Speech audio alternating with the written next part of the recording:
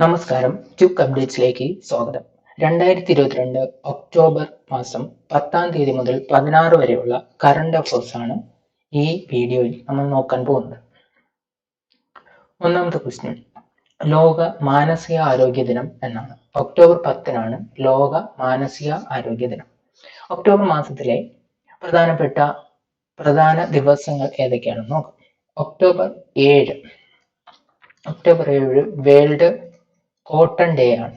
World cotton day ആണ് October 7. ഇനി October 8 Indian air force day ആണ്. ഇന്ത്യൻ എയർഫോഴ്സ് ഡേ ആണ് ഒക്ടോബർ 8. അതുപോലെ തന്നെ ഒക്ടോബർ 9 എന്താണ്? World postal day. World postal day ആണ് October 9. October 10 world mental health day ആണ്. വേൾഡ് മെന്റൽ ഹെൽത്ത് ഡേ ആണ് ഒക്ടോബർ 10. ഇനി October 11 international day for girl child ആണ്. International day for girl child. October 14 world standards day ആണ്. World standards day. നമ്മൾ ISI hallmark എന്നൊക്കെ പറയും പോലെയുള്ള സ്റ്റാൻഡേർഡ്സിന്റെ ഡേ ആണ്. വേൾഡ് സ്റ്റാൻഡേർഡ്സ് ഡേ ആണ് ഒക്ടോബർ 14. ഇനി October 15 global hand washing day ആണ്. Global hand washing day.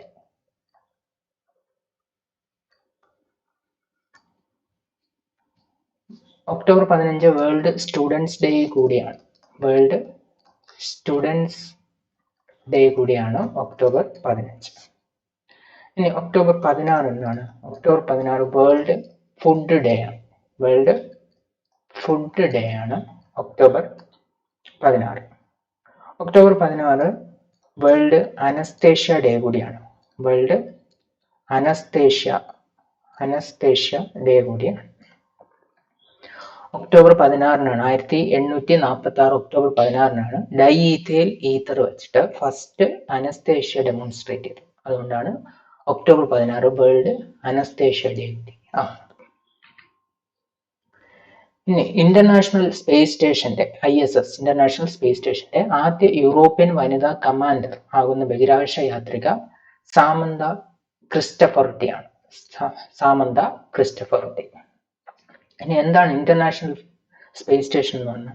International space station എന്ന് പറഞ്ഞാൽ ലോ എർത്ത് ഓർബിറ്റിലുള്ള നമുക്ക് മനുഷ്യന് താമസവാസയോഗ്യമായിട്ടുള്ള ഒരു ആർട്ടിഫിഷ്യൽ സാറ്റലൈറ്റ് ആണ്. ലോ എർത്ത് ഓർബിറ്റിലുള്ള ഒരു ആർട്ടിഫിഷ്യൽ സാറ്റലൈറ്റ് ആണ് എന്തെന്ന് പറയുന്നത് നമ്മുടെ ഇന്റർനാഷണൽ സ്പേസ് സ്റ്റേഷൻ എന്ന് പറയുന്നത്. ഇതിൽ കുറേ കമ്പോണൻസ് ഉണ്ട്. പല രാജ്യങ്ങളായിട്ട് ചേർന്നാണ് ഇത് ഉണ്ടാക്കുന്നത്. അതിൽ 1998-ലാണ് ഫസ്റ്റ് കമ്പോണന്റ് നിർമ്മിച്ചത്. 1998. ഇനി ഈ ഇന്റർനാഷണൽ സ്പേസ് സ്റ്റേഷൻ ഒരു സാറ്റലൈറ്റ് ആണ്. അപ്പം എന്താണ്, ഭൂമിക്ക് ചുറ്റും ഇങ്ങനെ കറങ്ങിക്കൊണ്ടിരിക്കും. അപ്പം ഒരു കറക്കത്തിന്, ഭൂമിക്ക് ചുറ്റും ഒരു പ്രാവശ്യം കറങ്ങുന്നതിന് 92 മിനിറ്റ് ആണ് വേണ്ടത്. 92 മിനിറ്റ്സ് വേണം.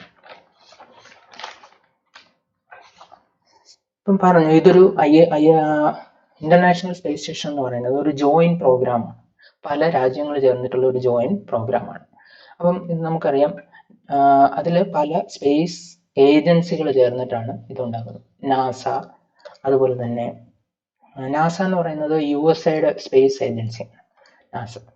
ഇനി റോസ്കോസ്മോസ് എന്ന് പറയുന്നത് റഷ്യയുടെ സ്പേസ് ഏജൻസിയാണ്. അവരും ഇതിന്റെ പാർട്ടാണ്. അതുപോലെ തന്നെ ജാക്സ എന്ന് പറയുന്നത് ജപ്പാൻ സ്പേസ് ഏജൻസി, ജപ്പാന്റെ സ്പേസ് ഏജൻസിയാണ്. അതുപോലെ തന്നെ ESA എന്ന് പറയുന്നത് യൂറോപ്യൻ സ്പേസ് ഏജൻസിയാണ്. അതുപോലെ തന്നെ കാനഡ സ്പേസ് ഏജൻസി ഉണ്ട്. Canada space agency. ഇവരൊക്കെ ചേർന്നാണ് ഇന്റർനാഷണൽ സ്പേസ് സ്റ്റേഷനിൽ ഒരുക്കിയിരിക്കുന്നതും.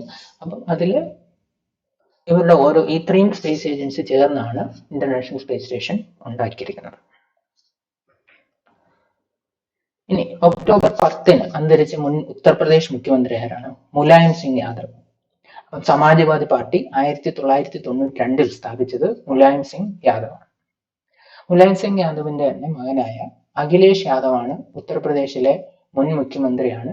അതുപോലെ തന്നെ നിലവിൽ സമാജ്വാദി പാർട്ടിയുടെ ചെയർപേഴ്സണുമാണ്.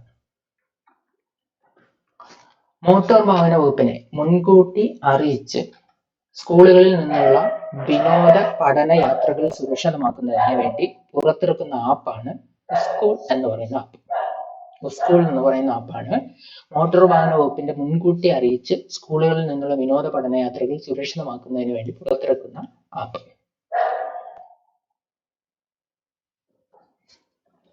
ഈ സ്കൂൾ ആപ്പ് പുറത്തിറക്കിയിരിക്കുന്നത് സംസ്ഥാന ദുരന്ത നിവാരണ അതോറിറ്റിയും അതുപോലെ തന്നെ യുണിസെഫും സംയുക്തമായി വികസിപ്പിച്ചതാണ്. ഇനി എന്താണ് സംസ്ഥാന ദുരന്ത നിവാരണ അതോറിറ്റി എന്ന് പറയുന്നത്? സംസ്ഥാന ദുരന്ത നിവാരണ അതോറിറ്റി അതില് സ്റ്റേറ്റ് ഡിസാസ്റ്റർ മാനേജ്മെന്റ് അതോറിറ്റി എന്നാണ് അറിയപ്പെടുന്നത്. State disaster management authority. ഇത് ഡിസാസ്റ്റർ മാനേജ്മെന്റ് ആക്ട് 2005 കേന്ദ്ര നിയമം ഡിസാസ്റ്റർ മാനേജ്മെന്റ് ആക്ട് മൂലമാണ് ഇത് ഉണ്ടാക്കിയിരിക്കുന്നത്. അപ്പൊ ഇതിന്റെ ചെയർമാൻ എന്ന് പറയുന്നത് ചീഫ് മിനിസ്റ്ററാണ്. ചീഫ് മിനിസ്റ്ററാണ് സംസ്ഥാന ദുരന്ത നിവാരണ അതോറിറ്റിയുടെ ചെയർപേഴ്സൺ എന്ന് പറയുന്നത് ചീഫ് മിനിസ്റ്ററാണ്. അതുപോലെ തന്നെ യുണിസെഫ് എന്ന് പറയുന്നത് ഒരു UN-ന്റെ സ്പെഷ്യലൈസ്ഡ് ഓർഗനൈസേഷനാണ്. യുണൈറ്റഡ് നാഷൻ്റെ ഒരു സ്പെഷ്യലൈസ്ഡ് ഏജൻസിയാണ് എന്ന് പറയുന്നത് യുണിസെഫ് എന്ന് പറയുന്നത്. United Nations International Children's Emergency Fund എന്നാണ് ഇതിന്റെ ഫുൾ ഫോം. യുണിസെഫിന്റെ ഹെഡ്ക്വാർട്ടേഴ്സ് ന്യൂയോർക്കാണ് യുണിസെഫിന്റെ ഹെഡ്ക്വാർട്ടേഴ്സ്. അതുപോലെ തന്നെ യുണിസെഫ് നിലവിൽ വന്നത് ഡിസംബർ 11 ഡിസംബർ 11 1946 യുണിസെഫ് നിലവിൽ വന്നത്. അപ്പൊ മോട്ടോർ വാഹന വകുപ്പിനെ മുൻകൂട്ടി അറിയിക്കണമെന്നുള്ള സ്കൂളുകളിൽ നിന്നുള്ള വിനോദ പഠനയാത്രകൾ സുരക്ഷിതമാക്കുന്നതിന് വേണ്ടി പുറത്തിറക്കിയ ആപ്പാണ് സ്കൂൾ. സംസ്ഥാന ദുരന്ത നിവാരണ അതോറിറ്റിയും യുണിസെഫും സംയുക്തമായി വികസിപ്പിച്ചതാണ് ഈ ആപ്പ്. അതുപോലെ തന്നെ സ്റ്റേറ്റ് ഡിസാസ്റ്റർ മാനേജ്മെന്റ് അതോറിറ്റി, സംസ്ഥാന ദുരന്ത നിവാരണ അതോറിറ്റിയുടെ ചെയർപേഴ്സൺ ചീഫ് മിനിസ്റ്ററാണ്.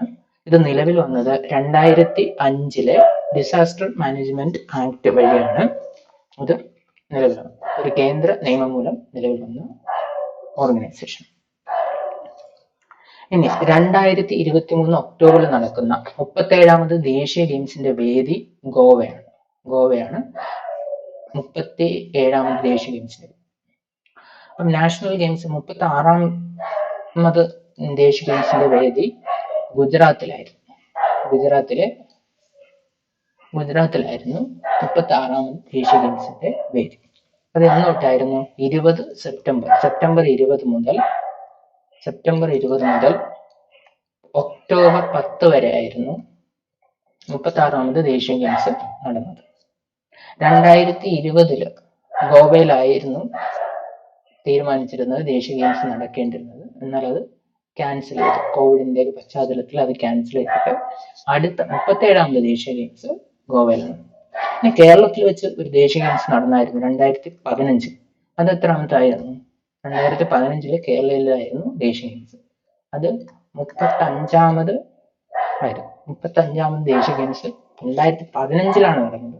അത് കഴിഞ്ഞ് 2022 36ാമത് ദേശീയ ഗെയിംസ് ഗുജറാത്തിൽ നടന്നു. 2022 അസ്താന ഓപ്പൺ കിരീടം നേടിയ വ്യക്തി. അസ്താന ഓപ്പൺ കിരീടം ഇതൊരു ടെന്നീസ് ടൂർണമെന്റ് ആണ്. അസ്താന ഓപ്പൺ എന്ന് പറഞ്ഞാൽ ഒരു ടെന്നീസ് ടൂർണമെന്റ് ആണ്. അതുപോലെ തന്നെ അസ്താന എന്ന് പറയുന്നത് കസാക്കിസ്ഥാന്റെ ക്യാപിറ്റലാണ്. കസാക്കിസ്ഥാന്റെ ക്യാപിറ്റലാണ് അസ്താന എന്ന് പറയുന്നത്. അപ്പൊ ആരാണ് കിരീടം നേടിയത്?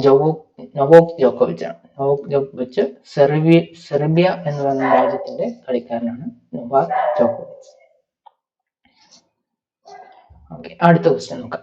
ഓക്സ്ഫാം ഇന്റർനാഷണൽ ഡെവലപ്മെന്റ് ഫിനാൻസ് ഇന്റർനാഷണലും ചേർന്ന് തയ്യാറാക്കിയ 161 രാജ്യങ്ങളുടെ അസമത്വ സൂചികയിൽ ഇന്ത്യയുടെ സ്ഥാനം 123ാമതാണ്. 2021 129 ആയിരുന്നു. ഇപ്പോ 123 ആണ്. Indian cricket control board BCCI പുതിയ പ്രസിഡന്റ് റോജർ ബിന്നിയാണ് പുതിയ പ്രസിഡന്റ്. BCCIയുടെ സെക്രട്ടറി ജയ്ഷായാണ്. അപ്പൊ ഇതിനു മുന്നേ ആരായിരുന്നു പ്രസിഡന്റ്? സൗരവ് ഗാംഗുലി ആയിരുന്നു ഇതിനു മുന്നേ BCCIയുടെ പ്രസിഡന്റ്. 35ാമത്തെ പ്രസിഡന്റ് ആയിരുന്നു സൗരവ് ഗാംഗുലി. ഇപ്പൊ പുതിയ പ്രസിഡന്റ് റോജർ ബിന്നി, 36ാമത് പ്രസിഡന്റ്. ഇന്ത്യയുടെ 50ാമത് ചീഫ് ജസ്റ്റിസായി നിയമിതനാകുന്നത് ജസ്റ്റിസ് DY ചന്ദ്രചൂഡാണ്. ഇപ്പൊ നവംബർ 9 ചുമതലയേറ്റു. കാലാവധി 2024 നവംബർ 10 വരെ ഉണ്ട്. അപ്പം ഇദ്ദേഹം 50ാമത് ചീഫ് ജസ്റ്റിസ് ആണ്. ഏറ്റവും കൂടുതൽ കാലം ചീഫ് ജസ്റ്റിസ് ആയിരുന്ന ജസ്റ്റിസ് YV ചന്ദ്രചൂഡിന്റെ മകനാണ് DY ചന്ദ്രചൂഡ്. 49ാമത്തെ ചീഫ് ജസ്റ്റിസ് ആരായിരുന്നു? UU ലളിത് ആയിരുന്നു 49ാമത്തെ ചീഫ് ജസ്റ്റിസ്. പൊന്മുടിയിൽ നിന്നും കണ്ടെത്തിയ പുതിയ ഇനം സസ്യം ഹംബോൾഷ്യ പൊന്മുടിയാനാണ്. ഒരു പയർവർഗത്തിൽപ്പെട്ട ഒരു സസ്യമാണ് ഹംബോൾഷ്യ പൊന്മുടിയാന. ഇത് കണ്ടെത്തിയത് പൊന്മുടിയിൽ നിന്നുമാണ്, തിരുവനന്തപുരം ജില്ലയിലെ പൊന്മുടിയിൽ. വടക്ക് കിഴക്കൻ സംസ്ഥാനങ്ങളിൽ നോർത്ത് ഈസ്റ്റേൺ സ്റ്റേറ്റ്സിലെ വികസനം ലക്ഷ്യമിട്ടുള്ള പ്രധാനമന്ത്രിയുടെ വികസന സംരംഭ പദ്ധതിയാണ് PM ഡിവൈൻ. PM ഡിവൈൻ എന്ന് പറയുന്നതാണ് പദ്ധതി. PM ഡിവൈൻ എന്ന് പറയുന്നതാണ് പദ്ധതി. അപ്പം ഇതിന്റെ full form prime ministers development initiative four north eastern region. ഇത് 2022-23 മുതൽ 2025-26 വരെ ഉള്ളതാണ്. PM ഡിവൈൻ പദ്ധതി 2022-23 മുതൽ 2025-26 വരെ. ഇതൊരു കേന്ദ്ര പദ്ധതിയാണ്. സെൻട്രൽ സെക്ടർ സ്കീമാണ്. അതായത് 100% ഫണ്ടിങ്ങും കേന്ദ്ര സർക്കാർ തന്നെയാണ്. സെൻട്രൽ ഗവൺമെന്റ് ആണ് 100% ഫണ്ടിങ്ങും ചെയ്യുന്നത്.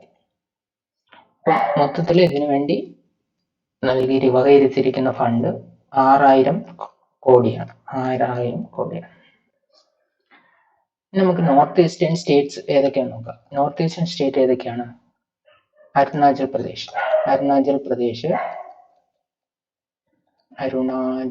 പ്രദേശ്, ആസാം, മണിപ്പൂർ,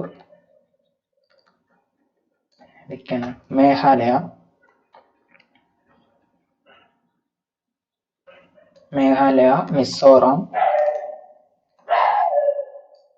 നാഗാലാൻഡ്, സിക്കിം, ത്രിപുര. ഇതൊക്കെയാണ് നോർത്ത് ഈസ്റ്റേൺ സ്റ്റേറ്റ്.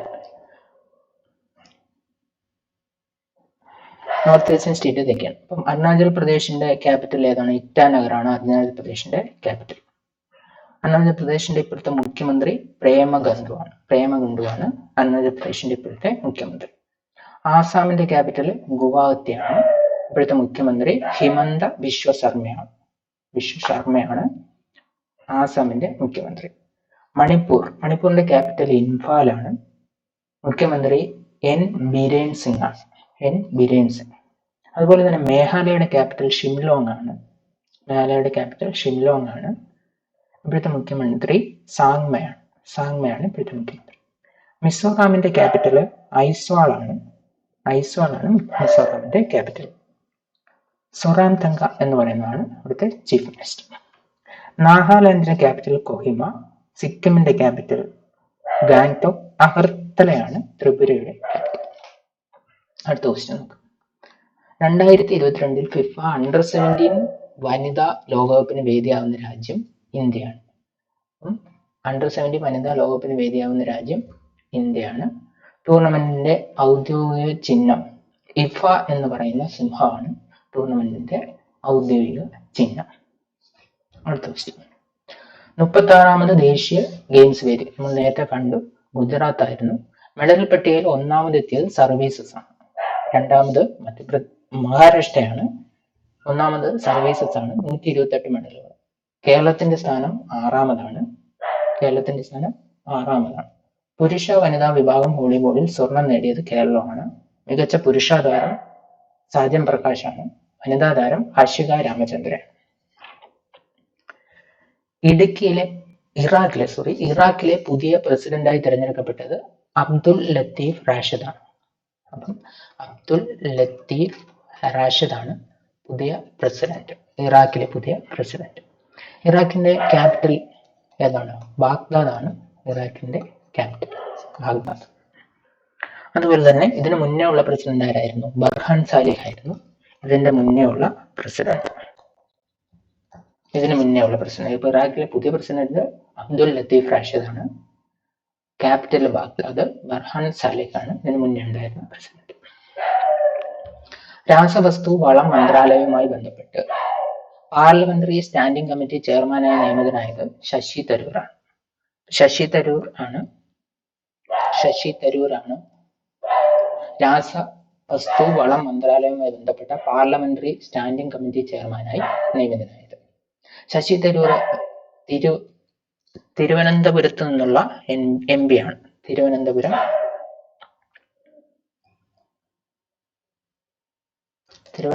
നിന്നുള്ള ലോക്സഭ എം പി ആണ് ശശി തരൂർ. ഈയിടെയായിട്ട് അംബേദ്കറിനെ കുറിച്ച് ഒരു പുസ്തകം എഴുതിയിരുന്ന അദ്ദേഹം, അംബേദ്കർ എ ലൈഫ്. അപ്പൊ അംബേദ്കർ എ ലൈഫ് എന്ന് പറയുന്ന പുസ്തകം എഴുതിയതും ശശി തരൂറാണ്. 2022 റഷ്യ വിക്ഷേപിച്ച നാവിഗേഷൻ ഉപഗ്രഹം ഗ്ലോണാസ് നേരത്തെ ഉണ്ടായിരുന്നതാണ്. ഇതിൽ ഈയിടെയായിട്ട് ഒരു ഉപഗ്രഹം കൂടി വിക്ഷേപിച്ചു. ഗ്ലോണാസ് എന്ന് പറയുന്നത് സാധാരണ അമേരിക്കയുടെ നമ്മുടെ GPS, ഗൂഗിൾ മാപ്പിലൊക്കെ ഉപയോഗിക്കുന്ന GPS പോലെയുള്ള, അമേരിക്കയുടെ GPS പോലെയുള്ള ഒരു ഉപഗ്രഹ സംവിധാനമാണ് ഗ്ലോണാസ് എന്ന് പറയുന്നത്.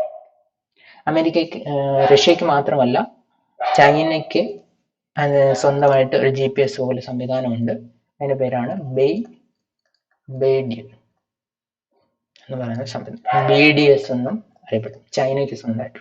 അതുപോലെ തന്നെ യൂറോപ്പിനുണ്ട്. എന്താണ്? ഗലീലിയോ എന്ന് പറയുന്ന സംവിധാനമാണ് യൂറോപ്പിനുള്ളത്. ഇന്ത്യക്കും GPS പോലൊരു സംവിധാനമുണ്ട്. IRNSS അല്ലെങ്കിൽ നാവിക് എന്നറിയപ്പെടുന്നതാണ്. നാവിക് എന്ന് പറയുന്നത് ഇന്ത്യയുടെ. ഇനി ജപ്പാന്റെ സംവിധാനം QZSS. അടുത്ത ക്വസ്റ്റ്യൻ നോക്കാം. മഹാകലേശ്വർ ക്ഷേത്ര ഇടനാഴി ഡെവലപ്മെന്റ് പ്രോജക്റ്റിന്റെ ആദ്യഘട്ടം പ്രധാനമന്ത്രി നരേന്ദ്രമോദി ഉദ്ഘാടനം ചെയ്തത് എവിടെയാണ്? ഉജ്ജയിനി. മധ്യപ്രദേശിലുള്ള ഉജ്ജയിനിയിലാണ് മഹാകലേശ്വർ ക്ഷേത്ര ഇടനാഴി ഡെവലപ്മെന്റ് പ്രോജക്ട്. അപ്പം മഹാകലേശ്വർ ക്ഷേത്രം എവിടെയാണെന്ന് ചോദിച്ചാൽ ഉജ്ജയിനി, മധ്യപ്രദേശ് എന്ന് നമുക്ക് പറയാം. ദക്ഷിണാഫ്രിക്കയിൽ ദക്ഷിണാഫ്രിക്കൻ നാവികസേനകൾക്കിടയിൽ നടന്ന ബഹുരാഷ്ട്ര നാവിക അഭ്യാസമായ ഇപ്സാമർ ഇന്ത്യ, ബ്രസീൽ, സൗത്ത് ആഫ്രിക്ക